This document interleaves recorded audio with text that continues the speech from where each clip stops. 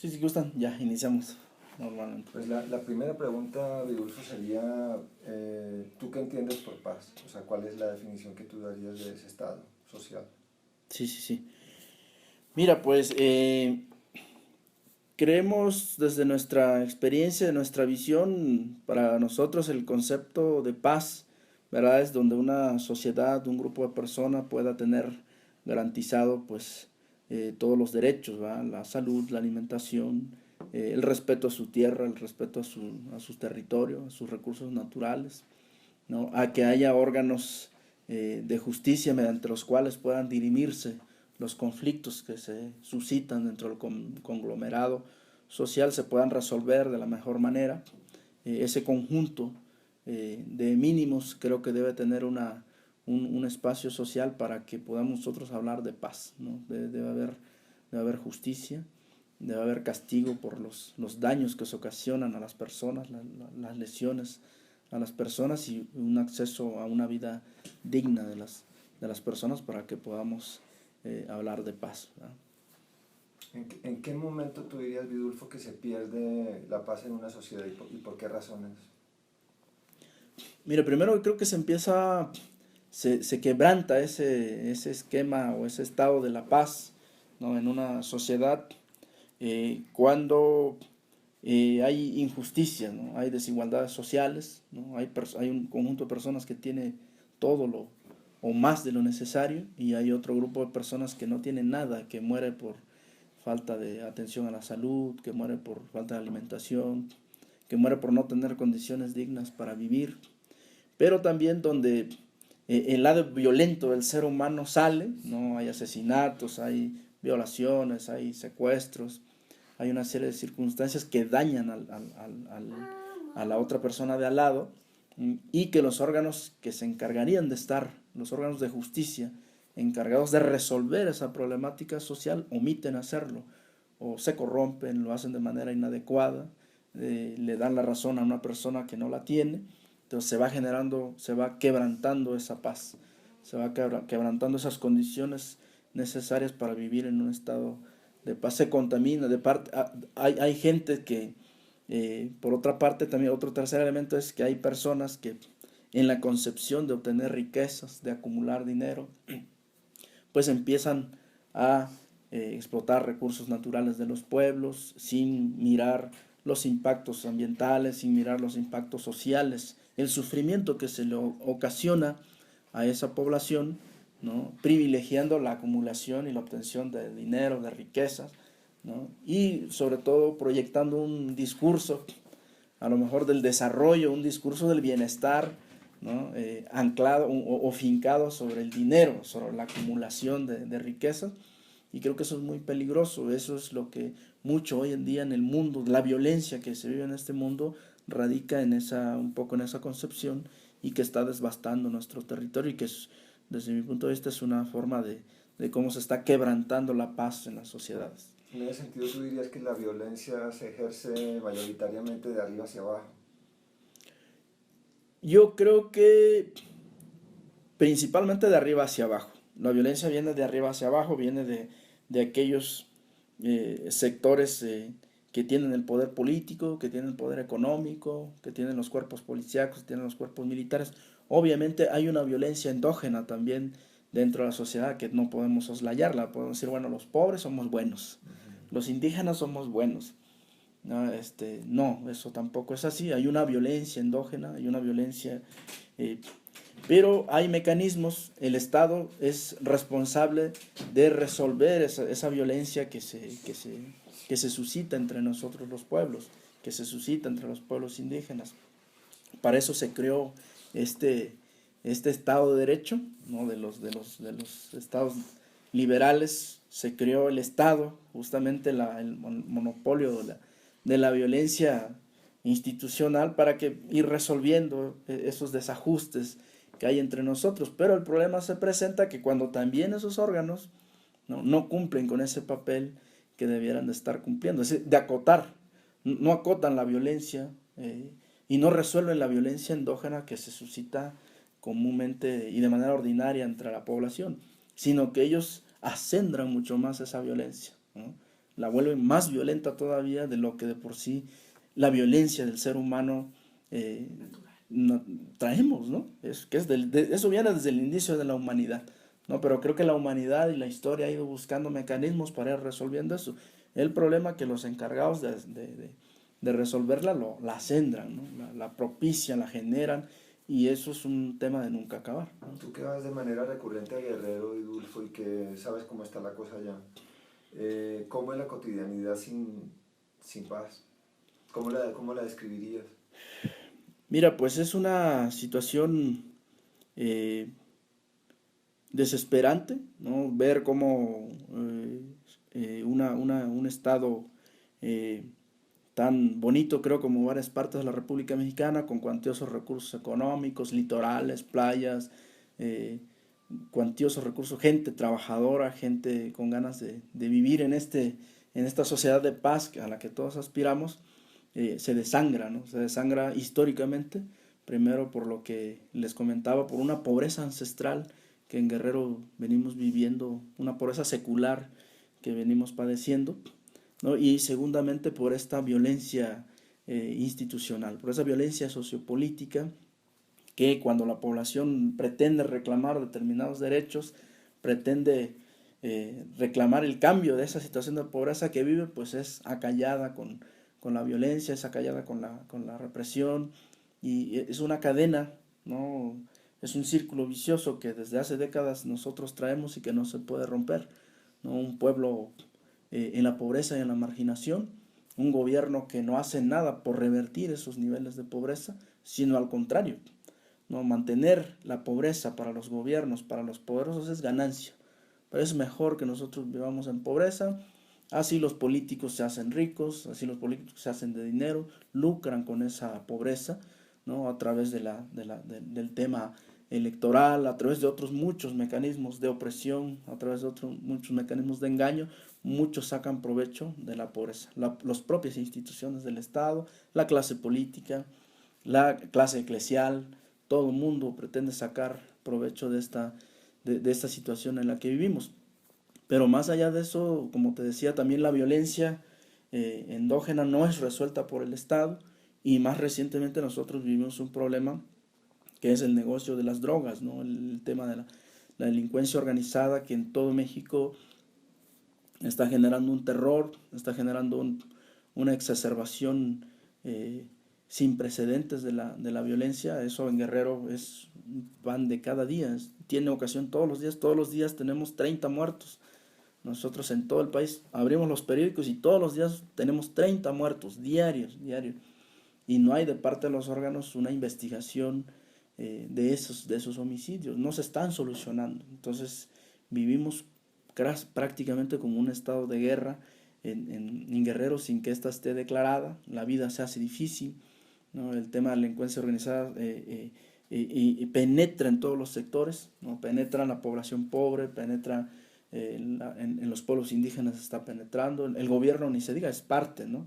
El gobierno es parte ya de esta delincuencia organizada, y es el fenómeno que ahorita nos tiene anquilosados, es el que nos tiene desangrando en Guerrero, aunado a lo que ya te decía, la pobreza ancestral que nosotros venimos padeciendo, y a un tema de violencia sociopolítica que vivimos en Guerrero en los años 60, en los años 70, ¿no? En la denominada Guerra Sucia, que desaparecieron más de 700 opositores políticos en aquellos años, y que no hay verdad ni hay justicia en ese tema. Y si a eso le agregamos hoy pues los dolores que tenemos por la presentación con vida de los 43, la desaparición, los asesinatos, pues Guerrero es un drama difícil, es un caso muy complicado, del cual las autoridades no reparan en lo absoluto en su solución. Tú que has estado en foros internacionales, que has como tomado el pulso de la realidad de este país de manera inmediata con sus protagonistas, ¿tú cuál dirías que es como el camino para salir de este estado que estamos viviendo en este momento? Mira, primero yo digo que tenemos que definir seriamente los de abajo. eh, Se oye amor iluso, se oye feo, pero tenemos los de abajo, la clase pobre, la clase media, ajá, la clase obrera, creo que tiene que ser hoy en día el protagonista, ¿no? El protagonista de la historia aquí en este país. Tenemos que organizarnos, tenemos que repensar un nuevo modelo de gobierno, unas nuevas leyes, unas nuevas instituciones, porque desde nuestro punto de vista, pues esto no está caminando como debiera. Entonces tenemos que ser los actores de abajo sin llegar a la violencia. Probablemente no sea ese el camino, pero creo que sí hay condiciones para que los pobres, para que la clase media, para que toda la gente se pueda juntar y repensar. Creo que hay experiencias muy importantes, ¿no? En Guerrero tenemos, pese a todo esta violencia, en Guerrero tenemos experiencias de pequeñas autonomías, ¿no? De pequeños autogobiernos, ¿no? Que pequeñas comunidades que viven con sus sistemas de justicia propios y que están funcionando muy bien, ¿no? Que viven con sus sistemas de producción, de alimentación y que funcionan. Otro ejemplo tenemos, bueno, el Ejército Zapatista de Liberación Nacional con sus autonomías, que son pequeñas todavía, pero son indicios, ¿no? De que se puede crear una sociedad distinta. Son pequeños destellos, ¿verdad? De un mundo de paz, que sí podemos aspirar a eso y que sí lo podemos crear, pero tenemos que ser los de abajo los que vayamos empujando. Es la sociedad, son los actores sociales, alejada de partidos, alejada de las instituciones, los que tenemos que resolver, ¿no? Esa es una vertiente, ¿no? Obviamente hay otra vertiente que cree que se pueden cambiar las instituciones, que podemos apostarle a un nuevo, a un gobierno partidista y que desde ahí a lo mejor se pueden hacer los cambios. Nosotros creemos que eso va a ser un poco más difícil, va a ser un poco más complicado. Obviamente lo primero que yo decía es de largo plazo, pero creo que hacia allá debemos aspirar, hacia allá debemos encaminar todos los esfuerzos. Por ahora creo que tenemos que, en lo que construimos eso, tenemos que hacer énfasis en el abatimiento total de la corrupción. De este gobierno debemos, pasa por abatir la corrupción, porque mejoren las instituciones de justicia, ¿no? Yo creo que otros países han podido transitar, ¿no? Por ejemplo, Italia, que en un momento dado tenía una complicación de esta naturaleza, pues si no totalmente, pero ha transitado, y creo que empezaron ellos por el tema de trabajar, el tema de la corrupción de las instituciones. Después de Berlusconi, dices. Exactamente. Entonces yo creo que vivieron ellos una transición así. Nosotros aquí en México no le está apostando este gobierno a eso. No hay una apuesta por abatir la corrupción. Se saca el ejército a las calles, se saca la Policía Federal a las calles, y luego de unos meses se asocia el ejército, se asocia la Policía Federal con la delincuencia organizada, con los actores que delinquen, y es cuento de nunca acabar. Entonces podemos tener miles de ejército y de policía en las calles, y el ejército se convierte en el problema. La policía se convierte en el problema. Entonces se tiene que extirpar totalmente la corrupción en las instituciones. Y por otro lado, pues tiene que haber un cambio en la concepción del poder público. O sea, el poder público, ¿para qué está instituido? ¿No? Y lo que pasa aquí en México es que se cree que el poder público, tú vas a una instancia del poder público a beneficiarte a ti, a acrecentar tu patrimonio, a hacerte de más recursos, a hacerte de más dinero, ¿no? Y no para servir, no para que la función pública, que el ejercicio del poder público sea para ponerlo a disposición de la gente, ¿no? Pensar cómo tenemos que diseñar una estrategia de manera conjunta con los pueblos para revertir esta pobreza, ¿no? Que no nomás la vive Guerrero, la vive Oaxaca, la vive Chiapas, todos los estados Hasta del sur. Monterrey. Sí, claro, hasta los... O sea, México es ese país de unos cuantos ricos y la mayoría pobres, y que cada día se reduce más el número de ricos y se ensancha más el número de pobres. Y eso es un avance exponencial en esa dirección, y no vamos nosotros a poder revertir eso si no hay un cambio de concepción, ¿verdad? De qué es el poder público, para qué está instituido. Como que falta una educación cívica, nos falta educarnos como pueblo para entender Uh-huh. qué es la función pública y qué podemos exigir. Sí, por eso yo digo, tenemos estas dos rutas, ¿no? Para nosotros la ruta principal es que tienen que ser los pueblos, tienen que ser los sectores de abajo, tienen que ser las amas de casa, tienen que ser los estudiantes, todos los sectores de abajo, la clase media, ¿no? Que cada día se convierte en pobre también. tienen que ser estos actores los que tomen el curso de la historia hoy en día, los que hagan la historia. O sea, tenemos que ser nosotros los que tenemos que organizarnos, porque crear una cultura cívica, hoy en día, ¿cómo la podríamos crear nosotros? La podríamos crear desde las instituciones educativas, universidades, las podríamos crear desde los medios de comunicación. Pero si hoy en día tenemos instituciones educativas que están creando personas, ¿no?, para fortalecer a las empresas, para fortalecer a las industrias, para fortalecer esta idea de la acumulación de riquezas.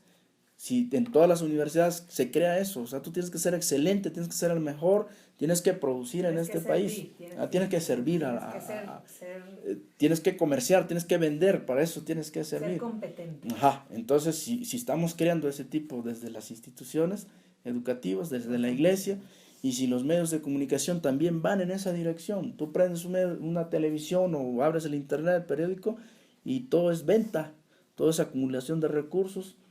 ¿Dónde queda la solidaridad? ¿Dónde queda el respeto? ¿Dónde queda la igualdad? ¿Dónde hay una reflexión de que estamos pobres en este país y que hay que igualar las condiciones? Eso no lo vamos a encontrar. Entonces vamos a poder nosotros crear una cultura así, pensando desde arriba hacia abajo, crear una cultura cívica distinta.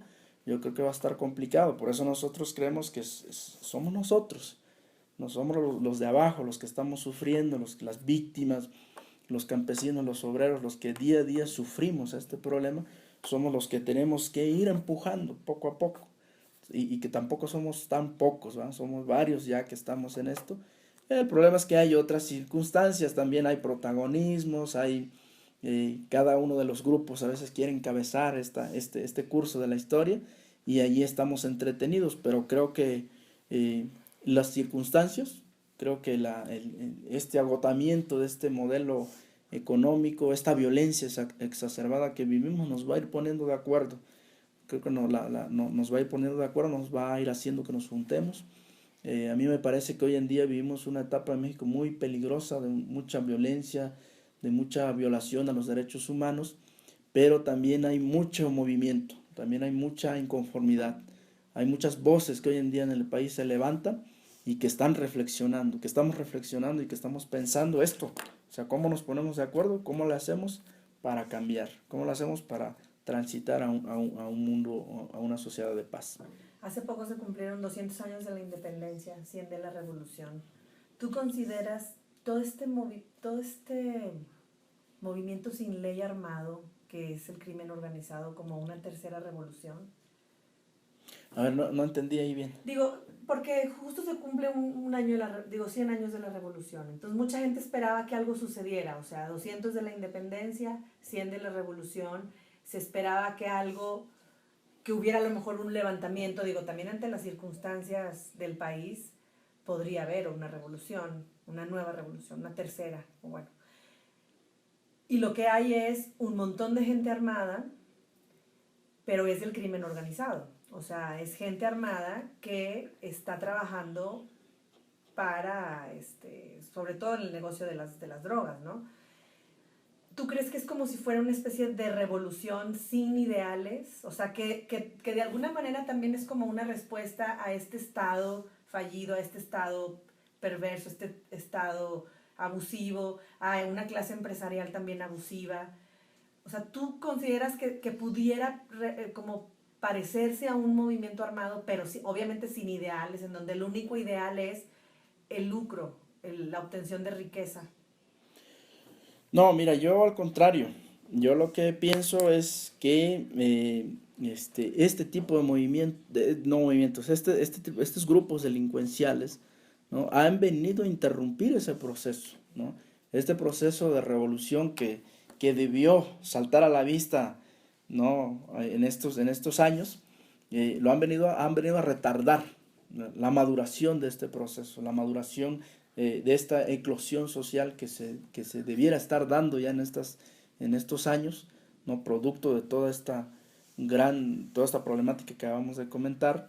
Desde mi punto de vista ya debiera haber una eclosión, pero la delincuencia organizada es un fenómeno que interrumpió ese proceso, que interrumpió ese curso aliados de la con el maduración. Estado. Claro, es Porque que digo, lo que pasó con los sí, 43 fue una es que son alianza. parte del Estado, son parte no solo del Estado, sino del statu quo, ¿verdad? Son parte del statu quo de esta sociedad, y no de esta, sino de muchos. El modelo económico capitalista, ¿no? Favorece el negocio de las drogas, ¿no? Las drogas, para que puedan subsistir, para que este negocio sea tan boyante, pues se necesitan empresas, bancos, necesitan para poder lavar ese dinero. Necesitas tú agentes aduanales, empresariales de Estados Unidos que también lavan dinero, que también hacen negocio en Europa también. O sea, eso no es un problema nomás de México, es un problema de todo el mundo. Es un problema que el modelo económico Las favorece mismas instituciones. el modelo económico y las instituciones de los países favorecen el negocio de las drogas. Entonces, no lo veo yo como un proceso revolucionario, al contrario, es un fenómeno que el Estado lo alienta. Vino una política de shock a raíz del gobierno de Felipe Calderón, ¿verdad? Con toda la militarización y todo el... Y el declararle la guerra a las... Sí, efectivamente, yo creo que fue una estrategia, un distractor de él, ¿no? Para exacerbar más, para, digamos que la lucha de clases, o llamémoslo de otra manera, porque soy marxista, ¿no? Digamos, esta lucha entre pobres y ricos que había, que la mayoría de los pobres vieron como una imposición de Felipe Calderón y que habría que luchar, ¿verdad? Contra esa imposición. Él lo que hace es despliega una estrategia de desmovilización, ¿no? Entonces, y dice, bueno, vamos a enfrentar a un mal que tenemos en este país, que es el crimen organizado, vamos a declararle la guerra. O sea, el malo no soy yo, ni son ustedes, sino están allá, entonces vamos a pelear contra ellos. Entonces parece que se implementa una guerra contra malos y buenos, ¿no? Pero efectivamente esa guerra, pues, lo que vino ocasionando es una violencia que se vino contra nosotros los pobres, Militarizar una el país. militarización del país, un control más de los territorios de parte de las Fuerzas Armadas. En Guerrero llegaron miles de militares y ahí se quedaron, ocupando los territorios, ocupando los espacios. Eso pasó en el año 2006 con Felipe Calderón, y ahorita preguntémonos en qué ha ayudado la presencia de los militares en Guerrero, ¿no? ¿En qué ha ayudado? ¿En qué ha favorecido? ¿En qué ha revertido ese mal que hay? Pues en nada, al contrario, ¿verdad? Entonces, pues ahí muy claramente lo podemos ver. Tú que has leído desde tantos ángulos, me imagino el tema de lo que implica el símbolo de los 43, como el vínculo inocultable entre las fuerzas militares, entre el Estado y los grupos que trafican con drogas ilegalizadas. O sea, ¿qué dirías de esa contradicción, de la manera como la gente la ha interpretado a nivel internacional? O sea, ¿qué explicación darías tú de ese hecho tan duro? Porque pues uno ve el tejido de la sociedad, pero los 43 un poco nos enseñaron como el revés de las costuras, ¿no? Nos Revelaron muchas cosas, o sea, para mucha parte de la población, y se han convertido en un símbolo, son un símbolo. Sí, sí, sí. Mira, creo que muchos de nosotros ¿cómo te diré? Este análisis, o sea, lo que pasó en Iguala ya lo conocíamos, ¿verdad? Pero creo que el común de la población no. Sí, yo creo que lo que nos ilustra es en la crisis, es la decrepitud de estas instituciones, de este modelo económico. Mira, por ejemplo, lo que demuestra Ayotzinapa es el abandono de una educación pública, ¿no? Como en este país la educación pública, la educación rural, los ejidos, los núcleos comunales, no son útiles a este modelo económico, ¿no? A este modelo de acumulación de riquezas, no son útiles, al contrario, son un estorbo. Entonces hay que buscar mecanismos de medrarlos, hay que buscar mecanismos de acabarlos, y creo que la educación pública y principalmente la educación rural, el campo, han estado en ese abandono total. No es la apuesta de este gobierno, pues, incentivar esos actores, entonces se le ha venido abandonando, se ha venido dejando, y los compañeros de las normales rurales año con año tienen que luchar para sostener sus exiguos presupuestos, años con años tienen luchando para mantener la matrícula, para mantener sus internados. Entonces, eso nos ilustra por un lado. Por otro lado, el tema de cómo la clase política, ¿no?, de todos los partidos, igual es un buen ejemplo, ¿no?, cómo la clase política de todos los partidos se han convertido en una clase política delincuencial, ¿no? Cómo permitieron que, por ejemplo, el PRD, cómo permitió la candidatura de José Luis Abarca. No está debidamente documentado, ¿verdad?, que el candidato más posicionado, el precandidato más posicionado en el PRD era otra persona, ¿no?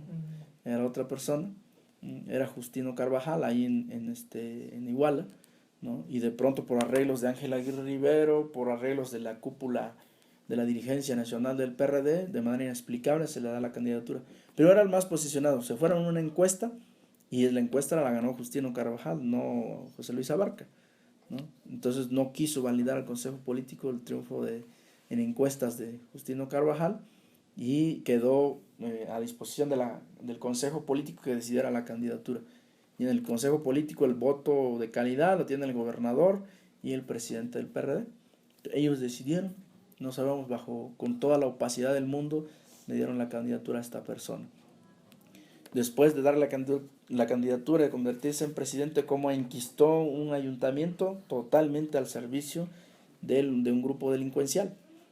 Pero ese mismo grupo delincuencial, estamos hablando del PRD en Iguala, ese mismo grupo delincuencial y bajo la misma estructura operaba en el municipio de Cocula, ¿no?, de filiación priista, ¿no? Ahí el presidente municipal y todo su gabinete era de extracción priista, pero operaba a servicio de Guerreros Unidos, ¿no? Y quien tenía el control de ese ayuntamiento era José Luis Abarca, ¿no? Y su familia, José Luis Abarca, que eran los que dirigían Guerreros Unidos. En Ayotzinapa y en Cocula también. En Iguala y en Cocula. Digo, en Iguala y Cocula. O sea, Abarca dominaba los sí, dos y Huitzuco también, Huitzuco y Tasco. A ver, Iguala está aquí. Aquí está Cocula. Aquí está Huitzuco. Aquí está Tasco. Por aquí, estos otros municipios que se llaman Tepecuacuilco. Aquí era PRD, PRI, PAN, por encima de los partidos. PRD, PRI. Wow. Y todos Así. estaban dominados por Abarca. Todo era Guerreros Unidos, todo esto. Sí, era Operaba para Guerreros Unidos. Entonces por ahí el pleito ese, no, que los del PRD son culpables porque era perredista Abarca. No es cierto. Todos ¿verdad? están coludidos. Todo es lo mismo. O sea, es la clase política entrando en una decrepitud, entrando en una crisis, una clase política delincuencial, una clase política que perdió el rumbo, ¿no? Y tú, cuando puedan por ahí, léanse el informe del PRD sobre el caso Iguala. Está en línea, está en la red, lo pueden buscar ahí, el caso, y es ilustrativo, ¿verdad?, cómo Sebastián de la Rosa, uno de los dirigentes del PRD, del Consejo Político, declara ante una comisión especial que armó del PRD, armó ese informe, el informe especial del caso Iguala del PRD, armó esa comisión, declara ante esa comisión el Sebastián de la Rosa, ¿no?, que fue uno de los principales que ungió a Abarca, y así de manera cínica dice, le pregunta en una de las declaraciones, le hace una pregunta a la persona que está pidiendo la declaración y le dice, ¿y cuáles son los principios? ¿Cómo es posible que Abarca permeó los principios del PRD? O sea, ¿por qué no ustedes, basado en este conjunto de principios del PRD, por qué no vieron que esa persona no cubría el perfil que exige el PRD, ¿no? Y de manera cínica dice Sebastián de la Rosa, mira, desgraciadamente, me da pena decirlo, soy fundador de ese partido, pero los principios se han perdido, ¿no? Aquí lo que el PRD ve es quién te garantiza el triunfo, quién tiene los recursos, ¿no?, quién tiene el dinero para poder garantizar un triunfo, y para nosotros nos representaba Abarca, porque él tenía los recursos, tenía el dinero para poder garantizar un triunfo. Pues hoy en día, desgraciadamente, nuestro partido no es la plataforma política, ¿no?, sino son los recursos los que determinan, ¿verdad?, el triunfo y los que determinan una candidatura. Entonces, así como el PRD, pues así están todos los partidos políticos, ¿no? Entonces se han perdido los principios, se han perdido los valores, se han perdido los lineamientos políticos, y lo que se pone en el centro es el dinero. Entonces, el dinero, ¿de dónde lo vamos a sacar? Pues no importa, ¿no? Si sale de un empresario que tiene mucho dinero y que lava el dinero, pues eso es lo de menos, lo importante es que lo tiene y con eso podemos ganar. Toda esta concepción y se ha ido llenando de narcos, ¿no? Los partidos. Entonces eso nos ilustra el caso Iguala de manera fehaciente, ¿no? Claramente cómo las instituciones políticas.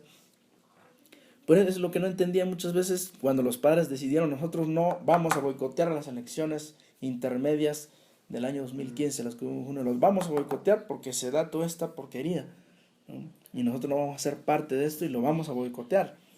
Y mucha gente del PRD, de Morena, nos cuestionó, nos dijeron: oye, pero ¿cómo es posible? O sea, mediante las elecciones podemos llevar a gente a la presidencia municipal para que cambie, ¿no? Cuando nosotros sabíamos que varios,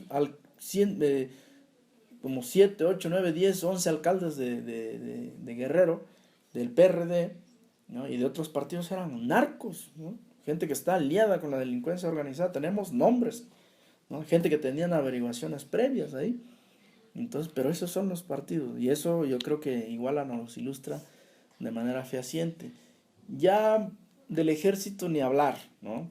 Ya de la policía federal, de la policía municipal, pues eso ya ni lo... Trabajan para ellos, ¿no? Eso ya ni lo decimos, ¿no? Esos son cuerpos de seguridad, por ejemplo, que está aquí en Iguala está el batallón, hay policía federal, policía ministerial, policía del estado y la preventiva que trabaja para ellos directamente, ¿no? Y todas estas fuerzas de seguridad en lo local estaban al servicio de Guerreros Unidos, ¿no? Todas estas.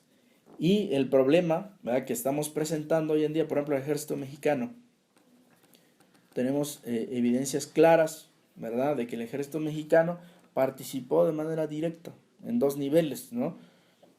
Un primer nivel, el ejército mexicano desplegó órganos de inteligencia en varios escenarios de agresión. Esto es igual a cuando los estudiantes vienen entrando aquí, que el crucero de Huitzuco, hacen una parada. Aquí en realidad van a hacer la actividad los chavos, aquí se paran. Aquí detienen el primer camión y el segundo camión lo detienen aquí en la caseta de Iguala. Los compañeros llegan, no es la intención llegar a Iguala, sino se apuesta un grupo aquí y el otro autobús viene y se apuesta acá. Entonces, para aquí poder detener algún camión, tomarlo, hacer un boteo y llevarlo. Y también aquí. Entonces, desde que los compañeros llegan aquí, llega un grupo de militares aquí, de civil, a vigilar. Y llega otro grupo de militares a vigilar aquí. Desde que llegaron, estamos hablando de las 7 de la noche. Cuando llegan aquí un grupo de militares, llega otro Ellos grupo. iban a botear. Los compañeros iban a botear, los estudiantes. Uh-huh. Una situación fortuita de aquí los hace que vayan hasta el centro de Iguala, ¿no? El chofer del autobús que detienen aquí les dice: ¿saben qué? Yo tengo que ir a dejar el pasaje que llevo a la central a Iguala. Entonces yo no puedo dejar aquí varado el pasaje. Entonces denme la oportunidad de ir. Dicen los chavos: bueno, sí, pero vamos contigo, ¿no? Entonces ya viene una comisión de 8 chavos y es como entran a Iguala, ¿no? Ya cuando están en Iguala, el chofer cierra las puertas del autobús, no los deja salir, ¿no?, a los 8 chavos que fueron, y llama a la policía. Disculpa, Vidulfo, es infundada esa versión que dice que posiblemente había opio en uno de sus camiones y que ya estaba destinado a ir a los Estados Unidos. Es probable, ahorita si gustas te explico por qué. Entonces yo lo que te intento decir es cómo el ejército mexicano participa y manda aquí, cuando ya los chavos están aquí, manda otro grupo de inteligencia. Cuando se empieza a dar la persecución por este lado, manda grupos de inteligencia. O sea, en todos los escenarios hubo grupos de inteligencia. De ellos. De los militares. Más particularmente en este lugar. Pero aquí. el chofer estaba de acuerdo con los militares entonces. No creo, Okay, no creo. En este lugar hay un lugar que se llama Palacio de Justicia. Aquí hay cámaras. Y aquí estuvo un grupo de 2 militares. Estos documentaron bien la agresión que los compañeros los compañeros tuvieron. Por lo menos 25 estudiantes de aquí fueron bajados de un autobús 1531 con muchísima violencia. ¿Quién los bajó? La policía municipal de Iguala y de Cocula. ¿Y los militares vieron? Los militares estaban aquí. Los militares estaban tomando fotos y mandando de manera instantánea fotos a sus superiores, ¿no?, de lo que aquí estaba ocurriendo en este momento. Incluso Hay llamadas documentadas donde estos militares que estaban aquí preguntan a sus jefes, jefe, ¿qué hacemos? ¿Qué hacemos? ¿Qué hacemos en este momento? Y los jefes dicen, mándame la información y retírense de ahí, porque es peligroso para ustedes, ¿no? Entonces, al grado de que estos militares de aquí se retiran y dejan una moto aquí. Y la moto después fue a dar a la policía preventiva. O sea, los policías preventivos igual la detienen la moto y se la llevan allá. Entonces, en ese nivel participaron. El otro nivel que participa el ejército mexicano es el C4. Sí, más o menos saben qué es eso, ¿ah? En las cámaras del C4, a partir de las 11 de la noche a la 1 de la mañana, llega el ejército y le quita el control del C4 a la policía preventiva de Iguala. ¿Saben qué? Nosotros vamos a operar el C4. Háganse un lado, nosotros lo vamos a hacer. Entonces ellos operan. Y tenemos el dato debidamente documentado que a partir de las 11 en adelante cambia el modus operandi, el nivel de la agresión, ¿no? Hasta las 10 de la noche los chavos heridos están siendo llevados para su atención médica a los hospitales. De las 11 de la noche en adelante hay una toma de decisión distinta. Pero eso estuvo liderado por el grupo por este grupo, ¿no? Por los preventivos. Pues eso es lo más visible, digamos. Pero por eso te estamos diciendo, hasta las 11 de la noche quienes lideran y deciden son estos. Los preventivos. Los preventivos, Guerreros Unidos y ellos. Después de las 11 de la noche hay una toma de decisiones de otro nivel, ¿no? Hay una toma de decisiones de otro nivel y la decisión es matar a todos, ¿no? ¿Por qué? Entonces, bueno, eso es lo que hay que indagar, ¿no? Y hay que indagar si es el ejército quien hizo eso, quién tomó esa decisión. Entonces, pero creo que un hilo conductor que nos lleva es que es probablemente el ejército. Entonces, como pueden ver, su participación de ellos pues es claro, crucial, ¿no? Es crucial y amerita una investigación. Pero si es posible que ese camión accidentalmente que tomaron los estudiantes tenía... Sí, mira, la idea, lo que se cree, el grupo interdisciplinario de expertos independientes haciendo investigaciones y rastreando. Permíteme tantito. Sí. Bueno. Sí, estoy en una reunión. Ahorita te llamo. Órale, sí. Es que mira, ya perdí. Tengo que pasar al otro día. Lo que pasa con ese tema es el grupo de expertos rastreando en las investigaciones, hay un hecho que no les cuadra, ¿no? No cuadra no hay una explicación. Y eso es que, por ejemplo, este es Iguala, ¿verdad? Ellos llegan a la conclusión que después de la agresión hay una orden, ¿no?, de poner unos retenes más o menos así, en 3 anillos. Entonces se llena de policías militares, federales, esto y esto. Y hay una orden expresa de evitar la salida de los camiones de Iguala a como del lugar. Camiones. Entonces no se permite la salida de los camiones. Y se despliega una violencia brutal contra los camiones. Y no solamente lo de los estudiantes, sino cualquier camión que pasa. Entonces en horas críticas, las horas críticas son de 11 a 1 de la mañana. Pero ese día en particular. Ese día. Había un movimiento. Ese día se hizo un operativo así, en 3 anillos. Uno en la ciudad, otro más afuera y otro hasta cerca de Chilpancingo, igual a Tasco. Todos los municipios de estos que estamos hablando participan de este operativo, ¿no? O sea, ya no nomás participa Guerreros Unidos ni la Policía Municipal de Iguala, sino hay un operativo de grandes dimensiones, ¿no?, en el que participa Ejército, Policía Federal y policías municipales de los municipios aledaños, para hacer estos 3 grandes anillos y evitar la salida de los camiones, ¿no? Y una prueba de ello, ellos documentan debidamente que en esas horas críticas no pueden pasar ni un camión, y todos los camiones que pasan son abatidos, son rafagueados, ¿no? Sí. Sí. ¿Cuánta gente murió esa noche? Hay 6 muertos, ¿verdad? 3 estudiantes, pero muere el chofer de un autobús de los Avispones, muere un jugador menor de edad del grupo de los avispones, y casi todos los tripulantes del autobús de los avispones son heridos de bala, unos graves, otros no graves. Y más para acá van otros autobuses, también son agredidos. Ajá, son agredidos a carros. O sea, hay una agresión indiscriminada, de tal manera que el número de víctimas es amplísimo. Hay una mujer que iba en una combi que le alcanza unas balas, que también es asesinada en este trayecto. Hay otras personas que son heridas. En fin, el número de víctimas estamos hablando de un operativo policial grandísimo, ¿no? No solamente contra los estudiantes, sino que abarca ¿Qué más. interés había ahí? Exacto. ¿Quién era? Porque para tener a todos trabajando. Entonces todo eso no cuadra, no encuentra una explicación en los normalistas. No sé, bueno, los normalistas venían por camiones, ¿no? No se justifica esta violencia exacerbada contra ellos, ¿no? De esta dimensión, de esta envergadura, no encuentra una justificación.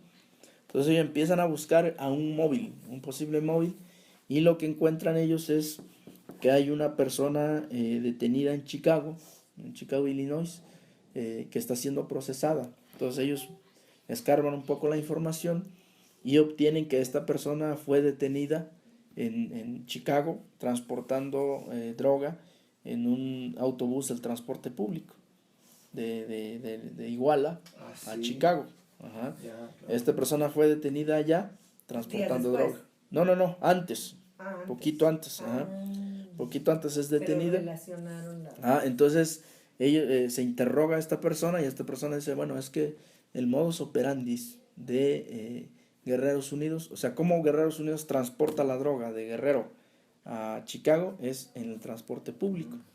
En el transporte público y en el transporte de turismo. O sea, hay personas, se alquilan camiones de turismo que llevan gente a Chicago, que pagan viajes especiales, o de Chicago a Guerrero, y entonces ahí tienen compartimentos para llevar la droga. Y como es transporte público, pues no amerita una revisión exhaustiva, es transporte público, pues pasa, ¿no? Entonces, pero la policía, el FBI, la CIA detectan ese modus operandi, ¿no? Sin embargo, ese modus operandi sigue ocurriendo, sigue pasando, porque esta persona es detenida más o menos en agosto. Esta persona en Chicago es detenida en agosto, y esto ocurre en septiembre. Entonces, que estaba cercano, todavía no desarticulaban este modo de operar. Funcionaba este modus operandi. Entonces, a partir de ahí empiezan ellos a indagar, y hay un hecho un poco extraño en un camión, ¿no? Hay un hecho extraño en un camión, es el famoso quinto camión. El famoso quinto camión, los estudiantes lo sacan de aquí de la central, es el último camión que sale, ¿no? Es el último camión que sale, avanza este camión hacia acá, y toda esta parte ya está bloqueado de policías. Entonces bajan a los chavos de aquí, y el dato que hay, que declara el propio chofer de este autobús, dice, bueno, a mí me bajan aquí, los chavos se van, empiezan a correr por el cerro, a mí me bajan, y un policía federal me conduce, me dice, ¿sabes qué? Sígueme. Y él se tiene que venir acá a la caseta de Iguala. Dice, ahí en la caseta de Iguala. ¿Con el camión? Junto al camión. O sea, él viene con el camión, y aquí en la caseta de Iguala le dice el policía federal, ¿sabes qué? Aquí te vas a parar, háblale a tu jefe, él te va a decir dónde vas a ir, ¿no? Tu jefe te va a decir a dónde debes ir y dónde vas a llevar al camión. Y ya que habló con su jefe, y su jefe le dijo, vente a Jojutla, Morelos. Vente a la terminal de Jojutla, Morelos, a dejar el camión, y ya te vas, ¿no? Entonces, que fueron a dejar el camión a Jojutla, Morelos, y ahí quedó el camión. Y este quinto camión nunca formó parte de las investigaciones. Este quinto camión no aparecía en las investigaciones. Porque ahí no... pero sí iban estudiantes. Sí, claro. Aquí iban estudiantes, pero para la PGR no le mereció atención, y no constituyó una pista de investigación el quinto camión. No figuraba en los expedientes, no se mencionaba el quinto camión. Hasta que el grupo de chavos que fue detenido y bajado de ese camión declararon. O sea, ellos emiten su declaración en PGR y dicen, o sea, que nosotros, este grupo de 15 chavos, no 16, íbamos en un camión Estrella Roja, y salimos a tal hora, fuimos los últimos que salimos, y nos pararon en tal lugar. Estrella Roja. Ajá, Estrella Roja. Nos pararon en tal lugar, y de tal lugar, pues ya, anduvimos vagando por todas partes y el camión se quedó en tal parte. Entonces ya a partir de ahí, eso lo obliga a la PGR a que le siga la pista al quinto camión. Entonces el quinto camión todavía no está dilucidado, ¿no? Se cree que probablemente el quinto camión pudo haber llevado droga. El quinto u otro, no sabemos, ¿no? Pero entonces el móvil, lo que concluye el grupo de expertos es que el móvil muy probablemente se debe a esta situación, al trasiego de la droga. Colombia acaba de firmar un proceso de paz que duró 4 años de negociaciones en La Habana y que prácticamente como que desarma la guerrilla más antigua del mundo. Y hubo mucho problema, ¿no? Para poder como hacer que las partes como llegaran a acuerdos. A un acuerdo, ¿no? Y algunos de los términos que estaban ahí como en juego eran el tema de la reinserción social, el tema de la reparación de las víctimas, de la indemnización también. Pero uno de los temas que queremos preguntarte es el del pasado, en tiempos ya de reconciliación, pensando que a futuro esto se va a resolver. En Colombia se hablaba de perdón, de memoria, de olvido, de castigo. ¿Tú qué opinas al respecto? Mira, creo que son conceptos importantes, ¿verdad? Yo creo que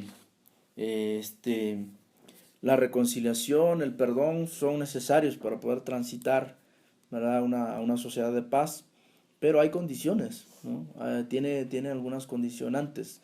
O sea, el perdón, la reconciliación pasa, desde mi punto de vista, pasa por un proceso de verdad y de justicia, ¿no? Tiene que haber un proceso de verdad y de justicia, tiene que haber un proceso de reparación integral de los daños, de medidas de no repetición.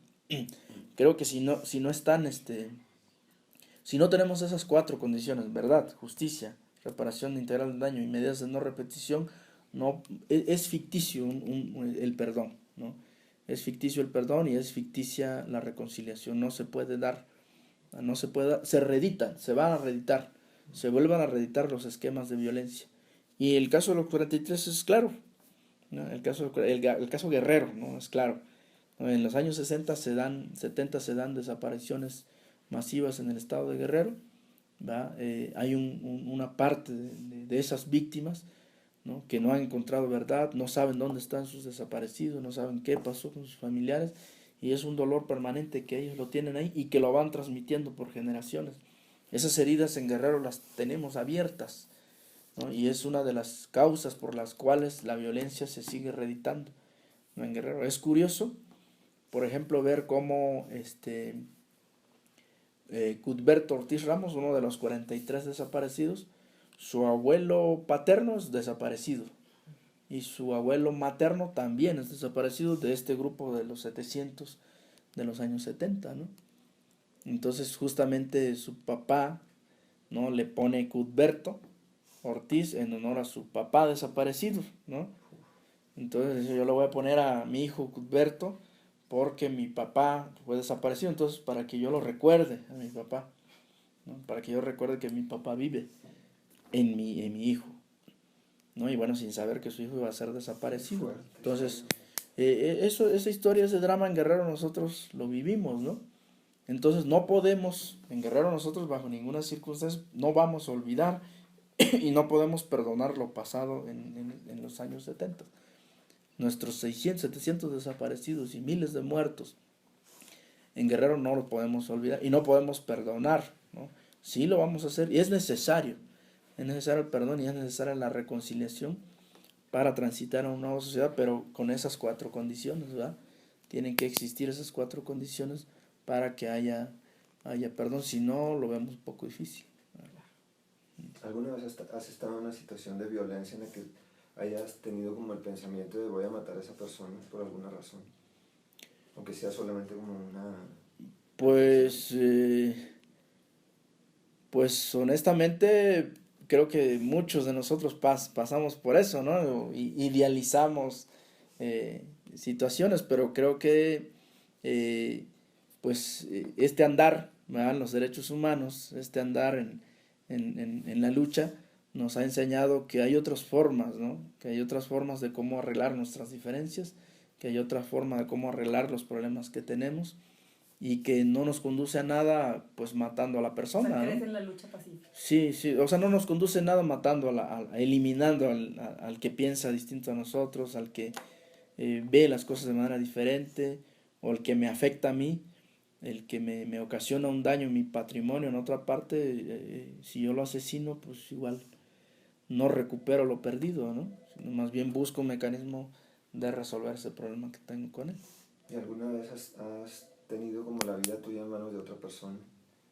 Que te ha Te han amenazado con un apuntado, arma. te han... Pues sí. Ujú. Pues sí, ¿De ahora? sí, ¿En esta lucha o de antes? Pues yo vengo de una lucha desde la universidad, ¿verdad? Desde que era joven, desde que estudiaba en la universidad, ya estaba yo en las luchas sociales y en el trabajo de derechos humanos y que en estas causas como la de los 43, bueno, no tan así, pero parecidas, me he involucrado desde el año 2001. Desde el año 2001 estoy en esta lucha por el acompañamiento a las víctimas y por los derechos humanos. Y particularmente en el año 2012 yo viví una situación complicada, ¿no? Bueno, primero en el 2009, por la desaparición de unos indígenas y que después fueron encontrados ejecutados y su proceso de exigencia de verdad y de justicia de ese asesinato, de esa desaparición y ese asesinato, incluso por grupos de gobierno y de la delincuencia organizada, nos llevó a sufrir una amenaza. Entonces yo me transitaba de Ayutla a Chilpancingo y ahí la camioneta donde yo transitaba fue agredida a balazos, ¿no? Esa camioneta y bueno, pudimos eludir por suerte esa agresión y no pasó a mayores. Y en el año 2011, por un caso de los normalistas de Ayotzinapa, ellos estaban exigiendo mejores condiciones para su escuela, más becas, más aumento de las raciones alimenticias, en fin, mejor infraestructura para la escuela. Un 12 de diciembre y bueno, fueron acribillados ellos por la Policía Federal. Ahí murieron 2 estudiantes en la Autopista del Sol, el 12 de diciembre del año 2011. Mueren 2 estudiantes, hay 5 heridos de gravedad.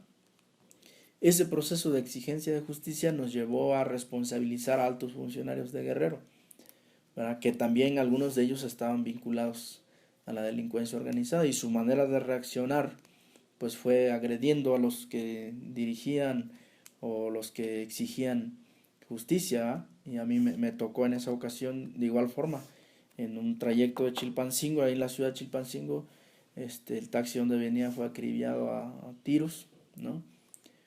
Ahí sufrió una lesión, ¿verdad? por esa agresión, una lesión que afortunadamente no tocó órganos vitales en el cuerpo y eso pudo salir. Entonces, ¿Y eso te ha dado miedo? ¿Te ha dado miedo como para sí, retirarte? pues sí. Yo de ese tiempo me fui del país, ¿no? Porque no había condiciones para poder estar aquí.